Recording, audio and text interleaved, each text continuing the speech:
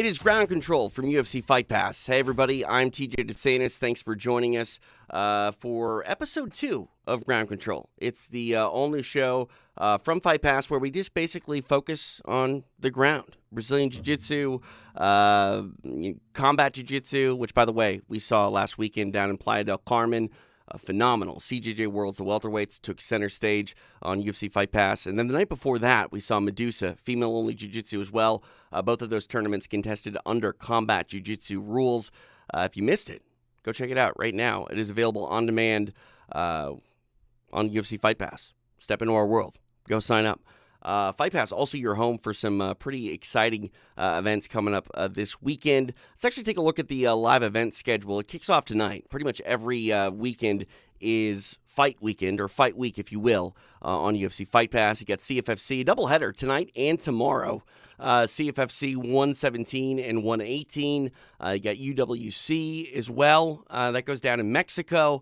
It's tonight, and then also Unified MMA headed your way. So, again, it's the biggest no-brainer in combat sports. Sign up today, UFCFightPass.com. From UFC Fight Pass, I mentioned this is Ground Control, a lot similar to the show that I do called Extra Rounds, except this one is a lot more focused on the ground. It's completely, entirely focused on the ground. I'm going to be joined by my co-host, Brandon McCatherine. He is the man who calls EBI and Combat Jiu-Jitsu with me. He's the color commentator. He was in Playa del Carmen with me last weekend for CJJ Worlds and Medusa. We're going to talk about that event with BMac. Also going to be joined by a man who is no stranger to palm strikes. In fact, he captured a King of Pancrase crown with palm strikes. Bas Rutten, the former UFC heavyweight champion, Hall of Famer, going to join us to talk about the art of the palm strike. And then we're going to be joined by the innovator of combat jiu-jitsu himself, Eddie Bravo. We'll talk a little bit about CJJ from over the weekend with him. Also, just talk about the differences between CJJ and sort of maybe the hesitancy of the jiu-jitsu community to really embrace combat jiu-jitsu. We're also going to talk about EBI. There is some news regarding an EBI Open tournament coming up. Also, just what to expect from EBI moving forward. Oh, yeah. Speaking of grappling, by the way, available now over on UFC Fight Pass. You got the Abu Dhabi Open from Mexico. That is available for you right now. So go check that out as well. All right. I think that's it. No more stammering and talking for me, blowing hot air. Let's get into it. Bas Rutten is next, followed by Eddie Bravo. This is Ground Control from UFC Fight Pass. I'd been preparing for all or nothing situations my whole life. I wanted to win the Olympics, and I failed. I went to the World Championships, and I failed. But when I started fighting, I knew this was the time that it was all going to go right. I was led by fate and destiny that whole time. Everybody else started to realize it, too. Do you know how many women are changing the way they look at what's possible because of this woman? It was the embodiment of an idea whose time had come.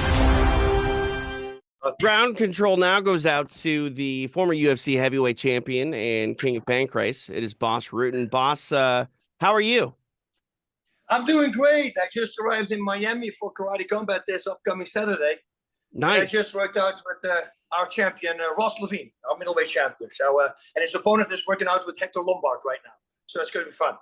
Beautiful stuff. Brandon and I were talking a lot about your career a little bit over the weekend because we were doing combat jiu-jitsu, which is basically submission only grappling rule set, but it has palm strikes, and anybody that has followed your career knows how important the palm strikes were when you were fighting in Japan and Pancrase. And I'm curious. Yep. Obviously you grew up training martial arts. You're a kickboxer. What was it like, sort of adapting the idea of throwing a punch and changing it into a palm strike? Was that something that was hard to sort of get used to? No, for me, it wasn't. And the reason is this: I used to hit the bag already like that because I was a bouncer at the time. Right. And I saw, if you're in a group fight and you're with your colleagues and they break their heads, because it's not like you start aiming when you're fighting 3 or 4 or 5 guys, So if you hit a skull, you break your hand. And I go like, you know what? I'm going to palm strike people. I mean, because then at least I don't break my hand. So I was already hitting the bag before. If I had a night shift on a Friday, on Friday morning, my workouts were always with palm strikes. You never know. You know, I kind of like that narrative because a lot of people fail to realize that, you know, at the end of the day, martial arts and combat sports, it's derived from, you know, self-defense. It's something that is made for sport, you know, and you televise it, you change the rules to a certain extent to make it more appetizing for a sports fan. But I feel sometimes, Bas, that we look at these combat sports and we kind of lose the narrative of just what effective martial arts are and can be. It's, if you really think about this, right? So imagine I'm sitting from the side because then you can see. If I would throw a left hook and a cross, and I do this with a person who stands with his back against the rope or against the ring, it's a really stupid combination because if his face is here and I connect, my cross can't really generate any power because it's too small. That's why you switch to an uppercut, an elbow, whatever you want to do, right? A palm strike, it's a long punch. So now your cross has way more room to land. So I always thought, why is nobody doing this in mixed martial arts? We saw Cain Velasquez versus all the way back. He had the brawl with our heavyweight champion, the bald guy from Brazil. Junior Dos Santos? Dos Santos. So the very first, he throws a punch, and it's almost like a palm strike, hits the top of his head, and he goes down. And I go, oh. And then Velasquez did the same thing to him the other way around. I go, okay, finally people start throwing the palm strikes. And then everybody's stepping away from it again.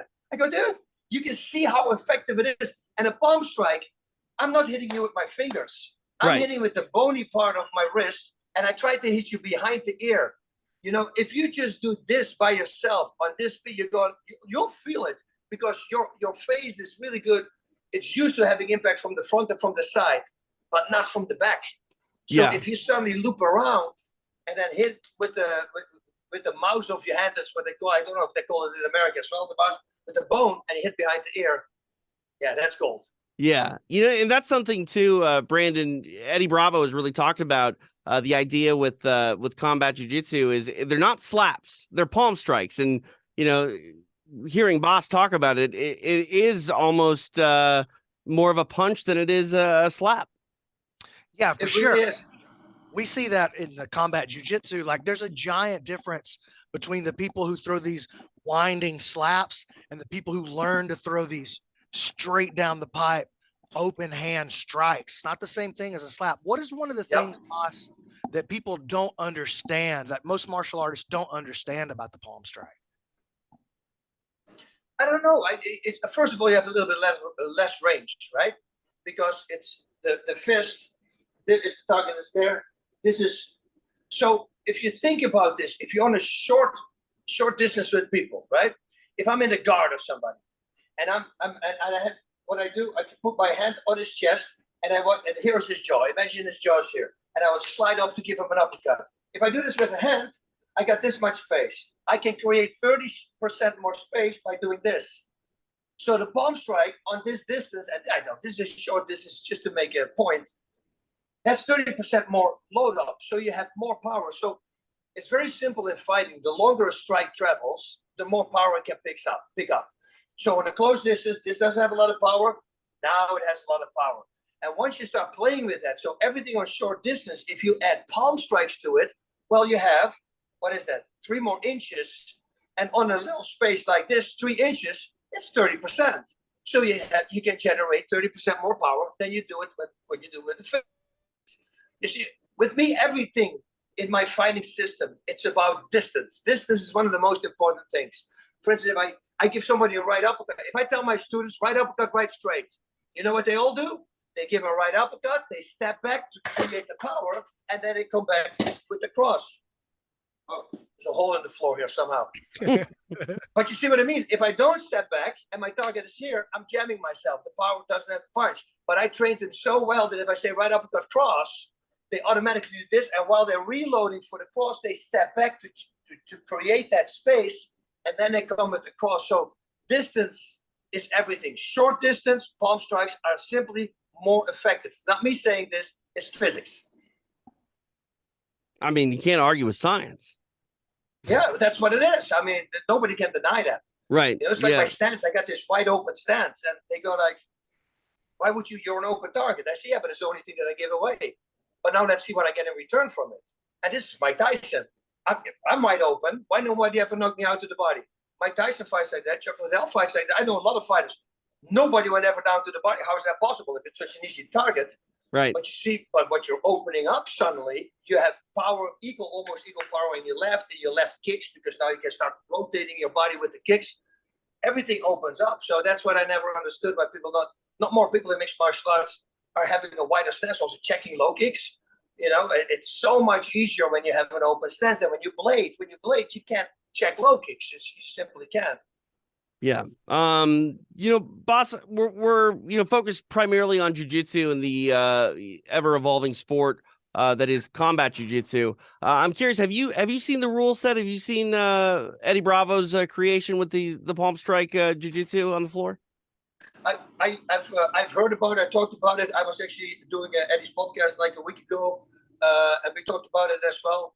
I love it because it's like all the way in the beginning. You know, when we were in mixed martial arts, they say try to slap an armbar on while you're getting punched in the face, and that's exactly it. So what he's doing now, combat jiu-jitsu, will set up a jiu-jitsu fighter way more for mixed martial arts than when you leave the punches out, because it's simply true. You know, once I blend in a few punches and then I go for an armbar, it's like setting up a kick. Right. You know, you want to distract them with a few shots and then set up a right kick or a left kick. And that's the same with submissions. You get distracted with punches and then you go into a submission. So unknowingly, they're already preparing themselves for mixed martial arts. No, 100%. You know, that's one thing I think that is exciting about the modern landscape of combat sports. Mixed martial arts has really sort of elevated the single disciplines as well. And I think that's important because obviously we talk a lot about, you know, what it takes to be a high level mixed martial artist, but there's still something absolutely beautiful about specialists. And, you know, combat jiu-jitsu, I think, is, the next evolution in that, getting sort of back to a single discipline combat sport, but also, you know, karate combat like you guys are doing. There is something special about the overall success of what mixed martial arts has done, I think, for these single discipline combat sports as well. Oh, yeah, no, for sure. And you know, with karate, when they call me, you know, they ask me, hey, I want to be the ambassador for, I said, for what? It's a full contact karate league that we're going to do with Olympians, like Olympian karate guys. I go, sign me up. They tried a few, I'm not going to, actors to get involved. And I said, why would you do that? Well, get George St. Pierre or something, or Stephen, one about those. Yeah, but George, you know, it's very hard to deal with. I said, let me send him a text. Hey, George, I would like to talk to you about karate combat. 20 seconds later, she's calling me. Dude, I love that. I love watching your show all the time. I want to be involved, you know. Boom, got him. You know, so because he also came from the sport of karate. And now you see Olympic level karate guys duking it out in a cage, which is very fun because in the beginning, we had a show, our very first show 5 years ago, also in Miami. I'm in Miami right now for it. And you saw these guys would give one punch and they would stop because that's what they used to. They go like, yeah! And then the other guy would just give combinations and they go, oh shit, they got to keep on fighting because normally that's point karate. But then they come back and they start working kickboxing, boxing. You know, they start really working their hands and you see them all getting bigger and better. And it's really amazing. If you have Rafael Agaev who beat Raymond Daniels, I mean, if I had to bet, like if they say you have to bet, who you put your money on? It's Raymond Daniels. Without a doubt, he's going to school him. But now you're fighting a guy who's the GOAT in karate, 5 world titles, 11 European titles. And this guy came in prepared, and he just didn't let him get up every time he jammed in there. So that was a big one for karate. Now people go like, wait a minute, karate is not really, if you can be Raymond Daniels. Now, this is Raymond Daniels we're talking about. So the rematch, you know, Raymond, with his crazy mind, it could be a complete different fight because he makes the things that he needs to fix, or he'll do that instantly because he's got this amazing brain. So I'm really looking forward to that, for that rematch. Probably going to be a few fights in the middle, but yeah, I'm looking forward to that one. But this Saturday, guys, really check it out. Karate.com. You know, it's very simple domain name. Go there. You can watch all the fights free. So why wouldn't you watch it in the pit? We have ground and pound rules. You literally take somebody down, only with double legs. There's no single legs. But once you got them down, you can rain down 5 seconds. Who knew that karate had takedowns? I never knew. Well, it is in the Olympics as well. You see, so all these guys, there's great wrestling background. Now they're suddenly taking people down. And the 45-degree angle wall, I mean, people using it to their advantage. You got Showtime Pettis kicks already now off the wall, or flying knees. They just recently added knees to it as well. So yeah, it's a fun sport to watch.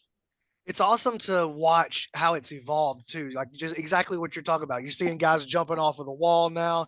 You're seeing guys incorporating takedowns, and even seeing guys start to play some unorthodox kind of movements in karate combat. I know that they have to start experiencing that in a competitive fashion in order to make that evolution happen. When you watch jiu-jitsu and you think about starting to add strikes into it, what are some things that the fighters, the up and coming guys who they want to be involved in this combat jiu-jitsu, what are some things that you think that they need to be incorporating in training so that they can have these palm strikes be more effective?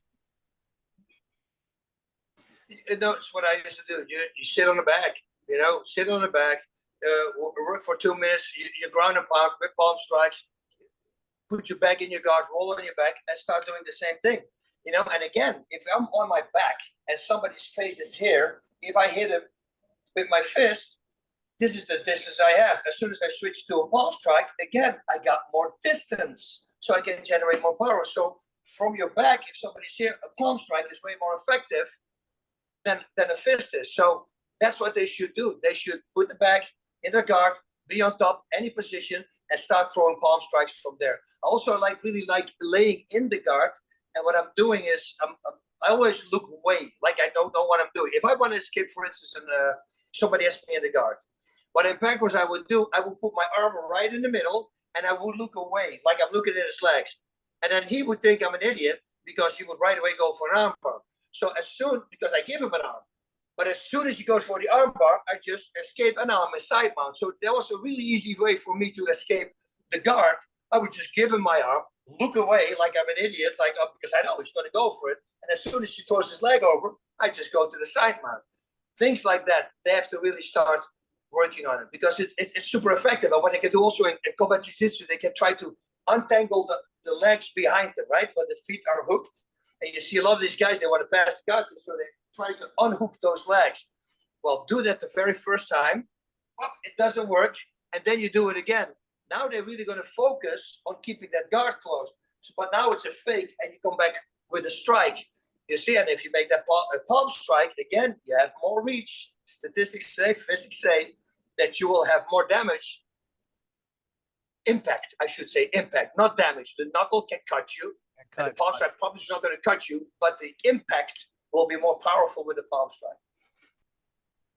I love seeing this firsthand with combat jiu-jitsu. BMac can attest to this. Is the evolution of the ground and pound in combat jiu-jitsu, because we've seen people knock people out on the floor with these palm strikes. And I think about Bas when you were doing Pride, and we saw Fedor really unleash his ground and pound against Nogueira. Like, there are certain athletes that have just a different level of understanding and power when it comes to throwing ground and pound on the floor.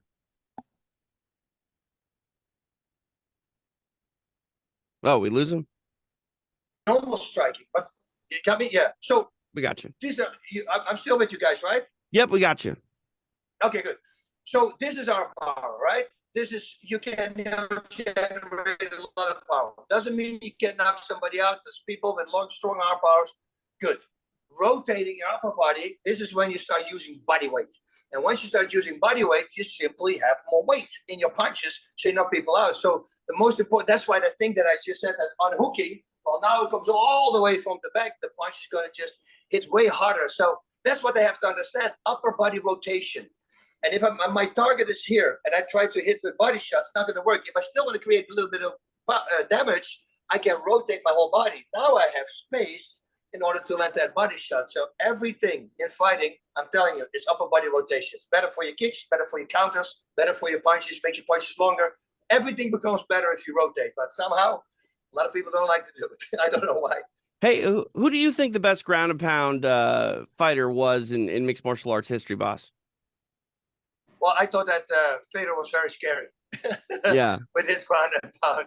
I mean, if you would see the fighters he fought afterwards, their faces, you go like, oh, shoot. Yeah, he's got a lot of power, but again, he's completely throwing his whole body weight in there. I remember I got so much slack for it. He was fighting Kosaka. That's the downside of this. And he was throwing these big punches. And he stopped Osaka. Because if somebody times this well, he can get caught in a triangle.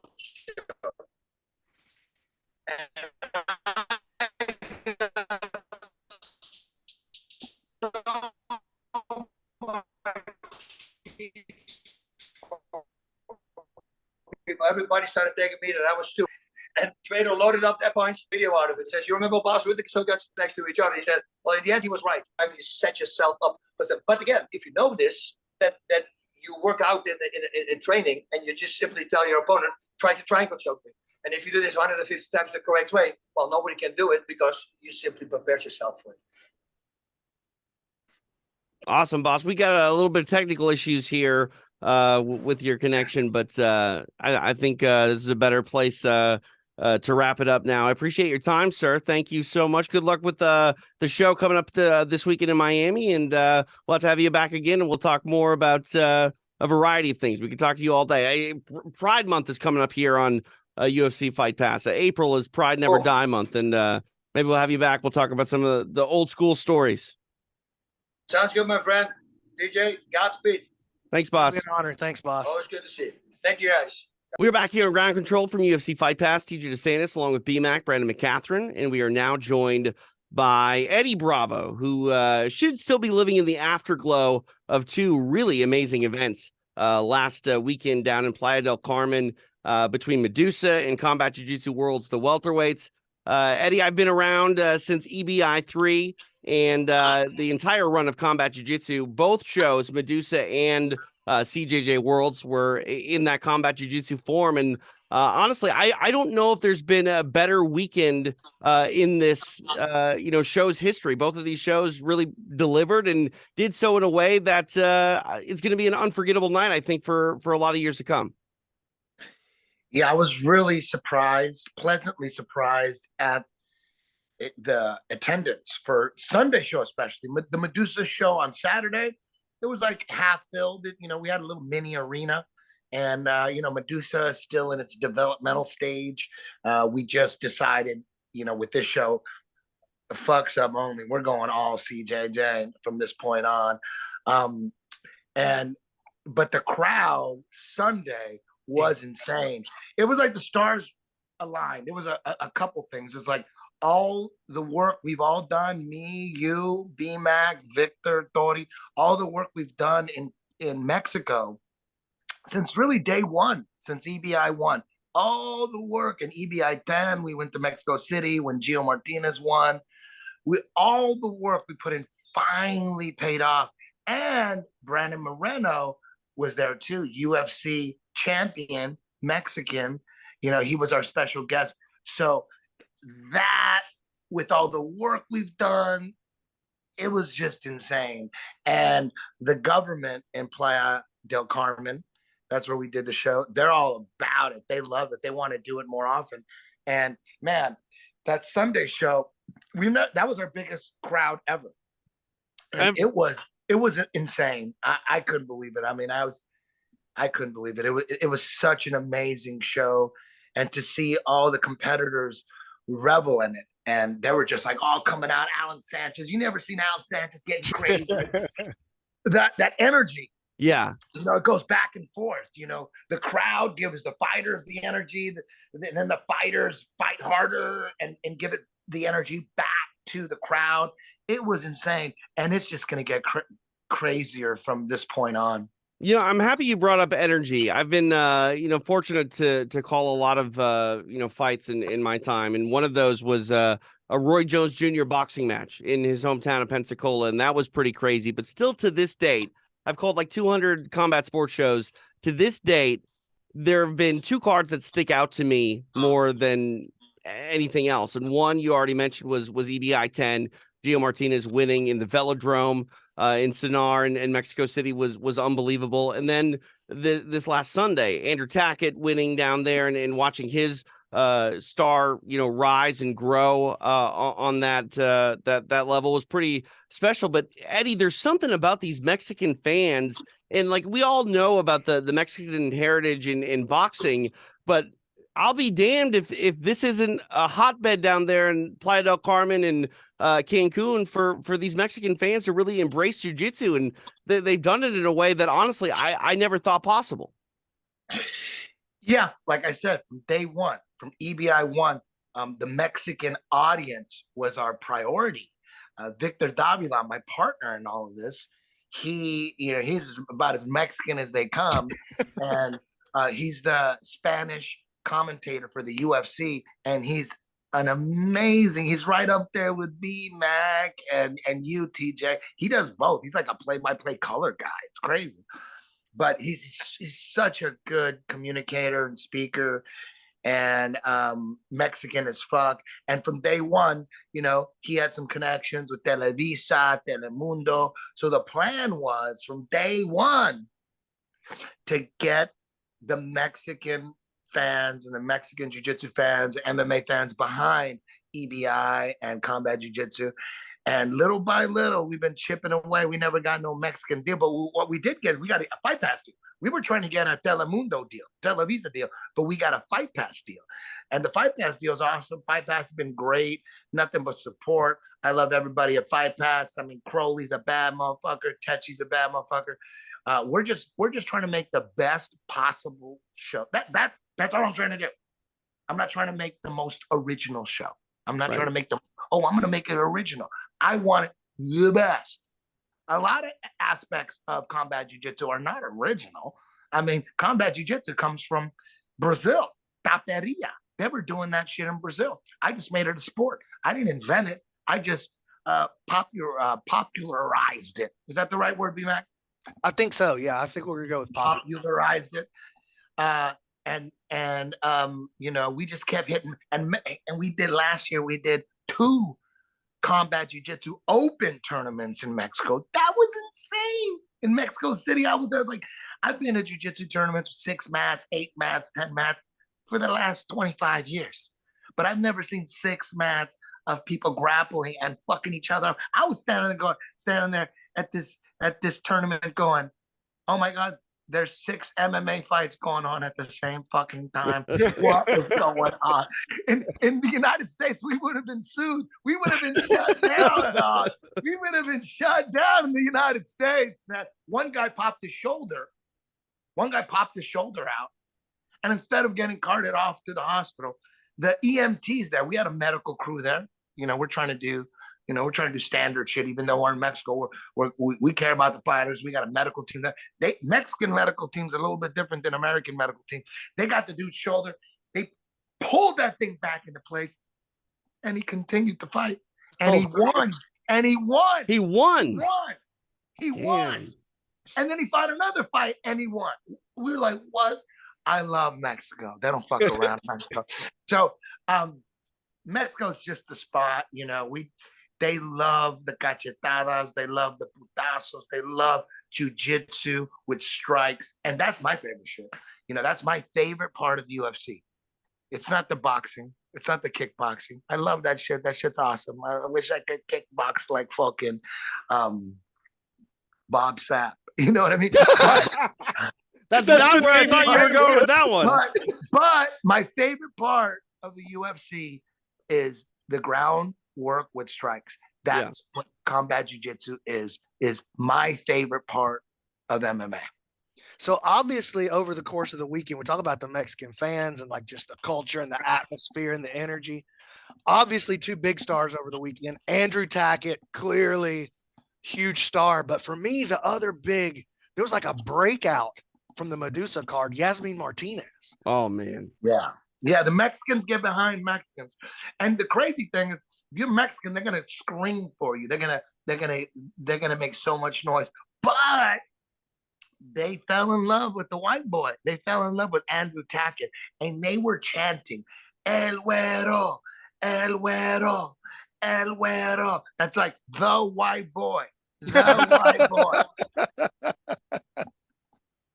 Now, They loved Andrew Jackson. They loved him. and for good loved reason. him, man. He was just you could see him. He was soaking it in. He was taking laps. Yeah, Matt, they loved it. They it made never. the energy so big in the room. I was on my feet pretty much the entire weekend. Yeah, it was crazy. It was insane. I couldn't fucking believe it. I was like, whoa, fine. I did not expect that. Like I said, Medusa, that was Saturday night. So I figured there'd be a bigger crowd Saturday night, you know, Right. for the girls and everything. And there was a loud crowd there for Medusa. They were loud, but it was like half the arena was filled, you know? Yeah. There was but they were still loud. They made a lot of noise for Yasmin Martinez. She's a new star. We're gonna bring her back over and over. She's awesome. But man, I swear. Even Victor said Sunday's sold out. And I'm like, Sunday night, you think? And he said, yeah, it's already sold out. I'm like, fuck, okay, we'll see.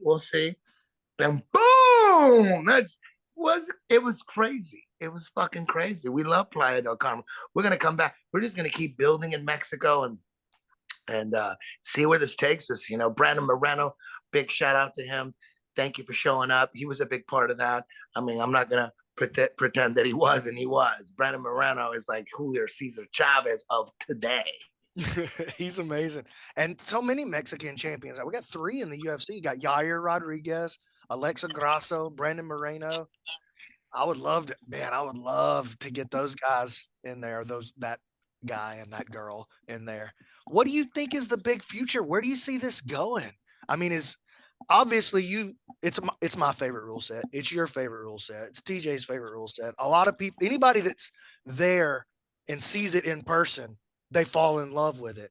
What do you think that the jiu-jitsu community needs to see to embrace it? Or do you think it's just, nah, we're not interested. We're going to keep with the gi. We're going to keep with the points. Well, it's exactly like what happened with the UFC. It's the exact same thing. Before the UFC, the American audience, all we knew was boxing. We thought that was the ultimate form of sport, ultimate form of combat. 2 guys standing toe to toe, throwing bombs, trying to break each other's skulls. And then when we saw the UFC, you know, including myself, I'm like, what? They could choke each other? They could fight on the ground and break each other's arms and legs? Oh my fucking God. I go, what was I was watching boxing? So what happened was UFC 2 blows up. Half the boxing fans abandoned ship. I did. I threw all my boxing magazines away. I'm like, oh my God, this is bullshit.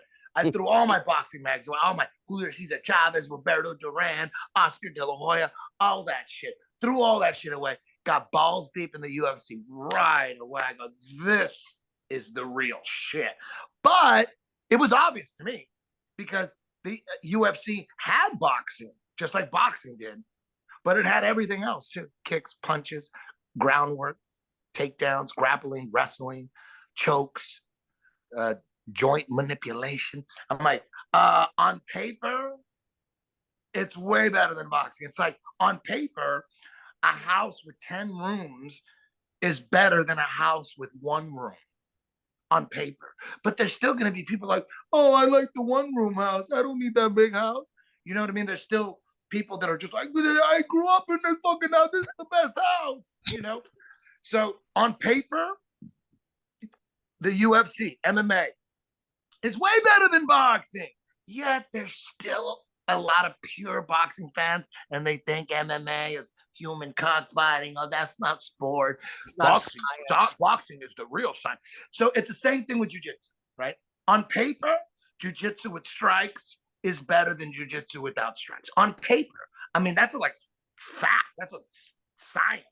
But you're still going to have half the jiu-jitsu fans like, no, we rather see jiu-jitsu without strikes. Jiu-jitsu with strikes, what is that? It might as well be MMA. I don't get it. You know, so we're just going to keep pushing. And I'm used to all that shit because when we brought out EBI, there was no strikes in EBI. Still, we had a resistance. Oh, all they're doing is leg lock. I'm like, you're right. You're right. There was a little bit too many leg locks in sub only. That was a criticism from the BJJ community. Oh, too many leg locks. There's no guard pass. There's no mount. I agreed with that. I wanted combat jiu-jitsu the whole time. It just took me a few years to get it passed by the California Commission. And once I finally did, I'm like, oh, okay, now I'm going to go back to combat jiu-jitsu, the original plan. And then, like, what are you going to say now? Because it's not all about leg locks in combat jiu-jitsu. It's guard passing's huge. So is the mount. That's huge. Just like you guys were complaining. Now what? Now what? Now just silence, just crickets. They hope it goes away. A lot of them, they're like, they hope it goes away. It's not going away. Combat jiu-jitsu is not going away. It's interesting that everybody in the community, not everybody, I guess, but so much of the community, they want to keep jiu-jitsu connected to its fighting roots. And yet there's still some kind of resistance to training and having a competitive sport where it's closer to its fighting roots. I just find that just fascinating. Yeah. There's all these sports out there, combat sports that aren't MMA, like just wrestling. Wrestling's out there. NCAA just happened. There was a big upset. Somebody got pinned that wasn't supposed to get pinned. I don't follow wrestling. I respect the shit out of it. I don't follow it. I respect the shit out of kickboxing. I don't follow it. I ain't got that much time. I got kids. You know what I mean? So there's all these sports. There's boxing. There's wrestling. There's all these sports. And then nobody ever says, like, when guys wrestle, why don't you just do MMA?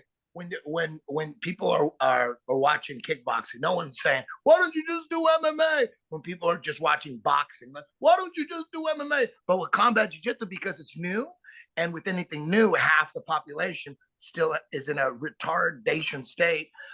They go, oh, why don't they just do MMA? It's just like, whoa, it's amazing. It's like COVID, you know what I mean? There's still people wearing masks and shit, so jiu-jitsu with strikes. How if you're a true jiu-jitsu fan and you don't like jiu-jitsu with strikes, you need to look deep down into your soul and find out what happened when you were a child. Well, I mean, I hate to say this, but if you say you like jiu-jitsu, but you don't like jiu-jitsu with strikes, do you even like jiu-jitsu? Because exactly. To me, why don't you just do MMA though? You just do MMA. Yeah, no. So let me ask you this: like, obviously, you've had some resistance in the past, but it seems like more and more, especially like fighters, that have an MMA base, want to get involved. Some higher profile names. You had Uriah Faber do it last year.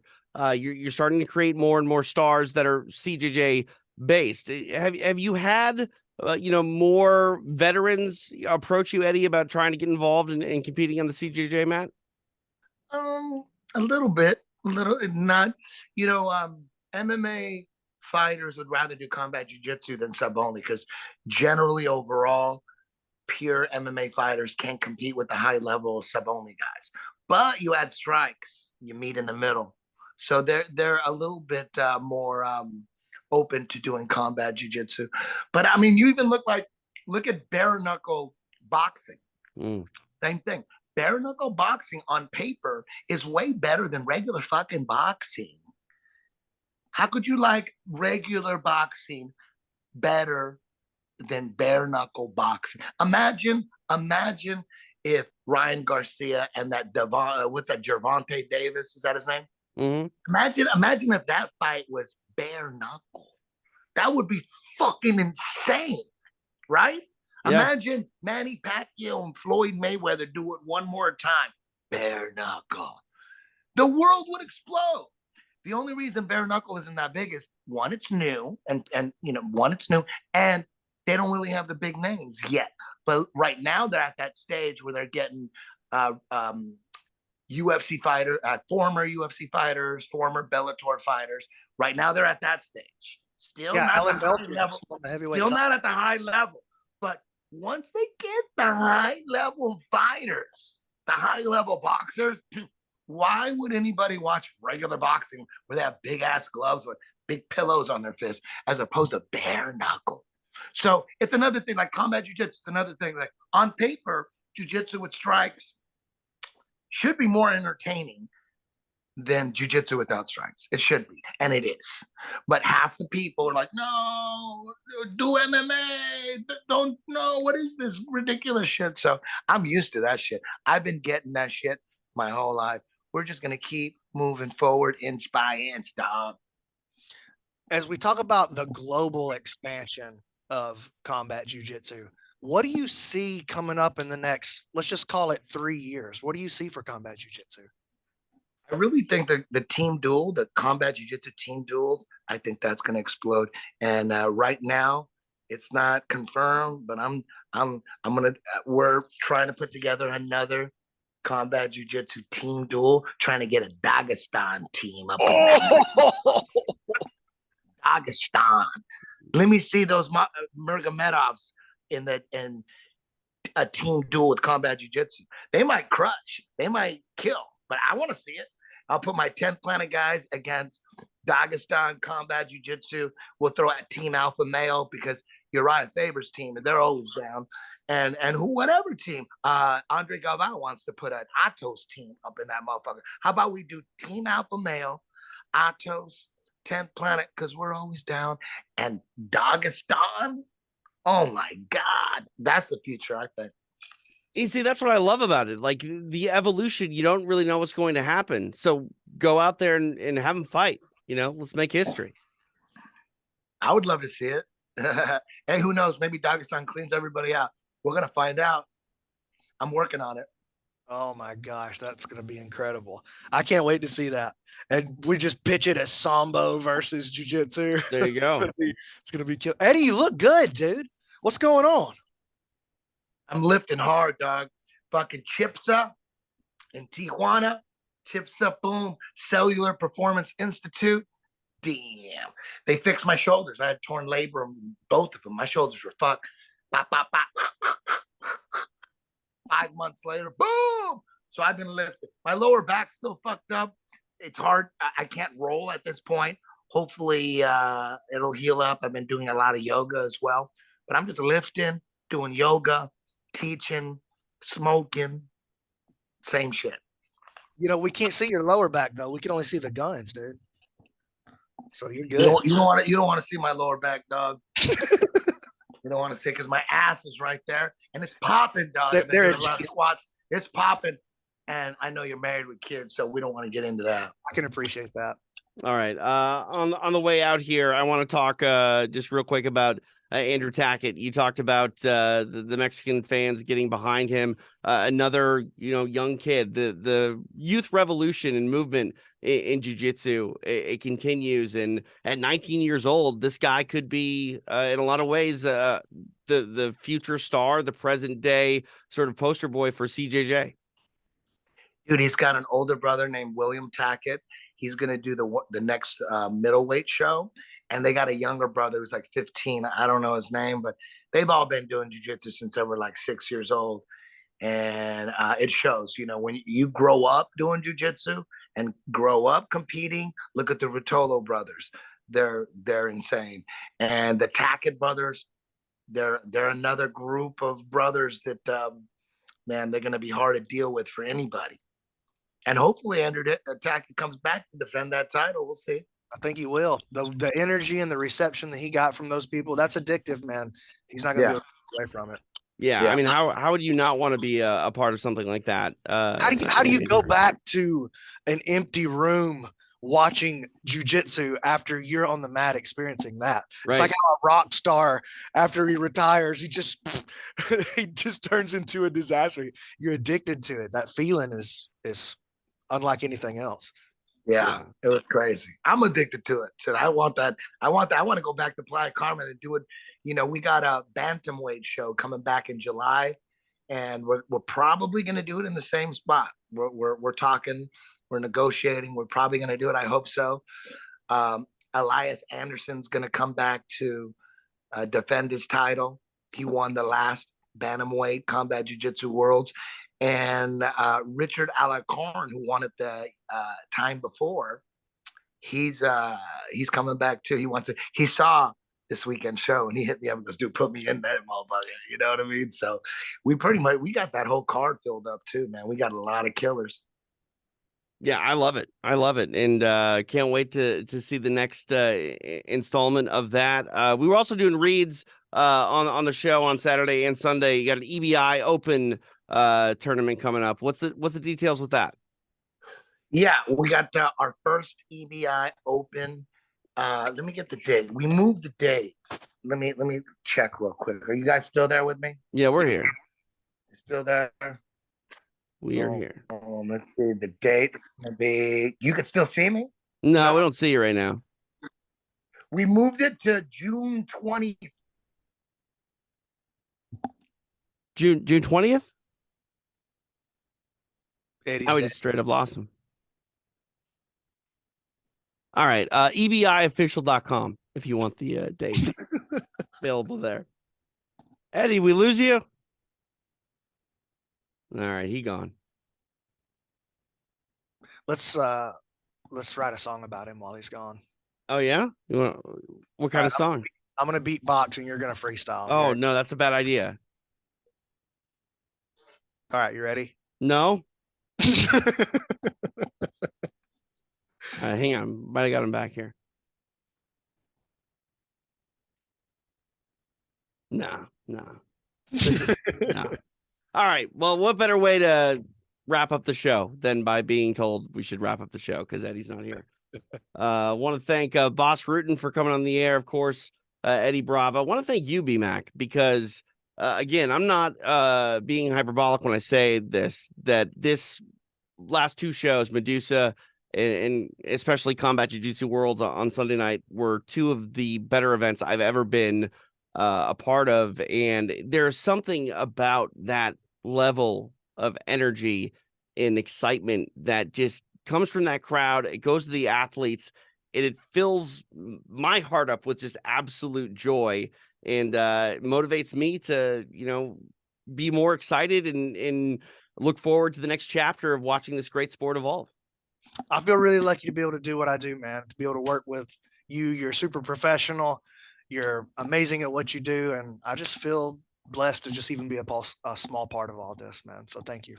Yeah. And we owe Eddie Bravo our gratitude for that as well. Eddie, Vic, Manny, Octavio, Tori, the whole squad.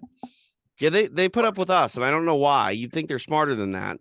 But, I think it's because we're handsome. What's that? I think it's because we're handsome. One of us are handsome. All right. Just one. Hang on. Eddie might be here. I don't know. There he is. There we go. You guys got me back? Yeah, we're wrapping up. Did you get the date? Yeah, June 24th. We moved it. We pushed it 1 week. It's June 24th.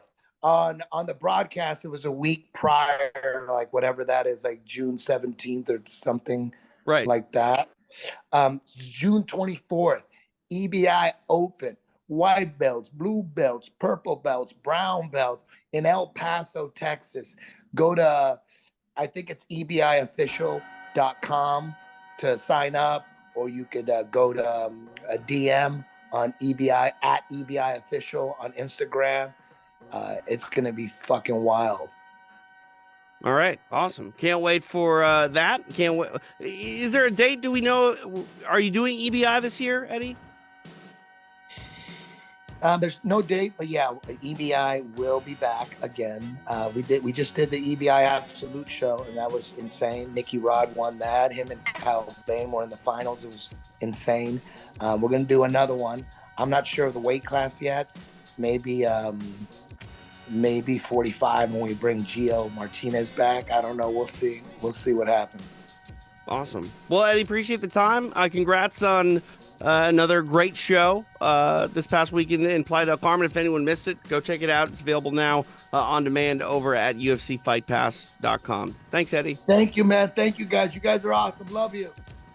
Love you too, Coach.